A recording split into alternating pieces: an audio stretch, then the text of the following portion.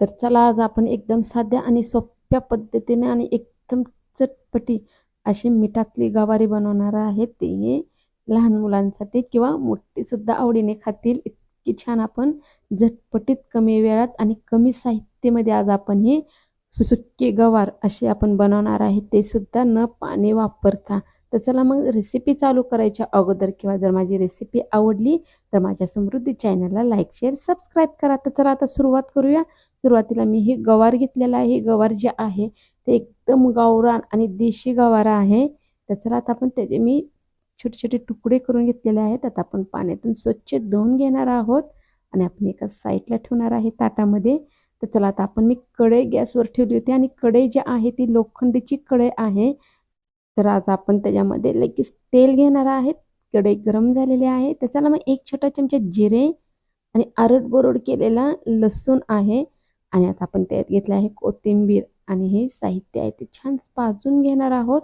तर साहित्य जे आहे ते आपलं भाजलेलं आहे. त्यामध्ये एकदम चरतीशी अशी गवारी घेणार आहोत कारण त्याला एकदम तडका बसेल छान. तर चला आता ही गवारी जी आहे त्यामध्ये आता आपण लगेच मीठ घेणार आहोत. मीठ घेतल्यानंतर आपण त्यामध्ये शेंगदाण्याचा कूट घेणार आहे. ते सुद्धा थोडासा आरड केलेला आहे. एकदम कमी साहित्य आणि एकदम कमी वेळ घाई गडबडीच्या वेळेस आपण डब्यासाठी सुद्धा अशी गवारी बनवू शकतो. तर चला आता आपण हे मिक्स करून घेतलेलं आहे. त्यात आपण याला वाफ देणार आहे. त्यासाठी आपण त्याच्यावर ताट झाकून ठेवलेलं आहे. तर हे पहा मी तुम्हाला 1 ते 2 मिनिटांनी दाखवत आहे किंवा अधूनमधून चेक केलं तरी सुद्धा चालेल. गवारी जी आहे ती एकदम छान अशी वाफरली गेलेली आहे. तर याच्यामध्ये आपण फक्त तेल आणि मिठाचा वापर केलेला आहे आणि याला एकदम छानशी अशी वाफ दिलेली आहे. आता आपण काय करणार आहे, आता हे असं एकदम मिक्स केलेलं आहे.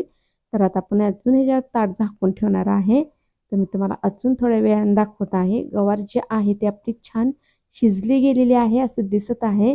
तरी सुद्धा मी ही थोडीशी चेक करून बघणार आहे की गवारी बघा मस्त अशी मऊ शिजलेली आहे. एकदम कवळी गावरान देशी गवार आहे.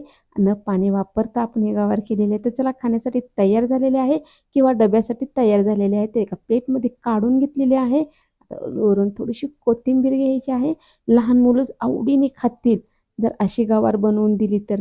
तर मग तुम्हाला ही गवारची रेसिपी कशी वाटली कमेंटमध्ये नक्की सांगा आणि मी बनवलेल्या पद्धतीने बनवा. तर चला मग माझी रेसिपी आवडली असेल तर सबस्क्राईब करा. धन्यवाद.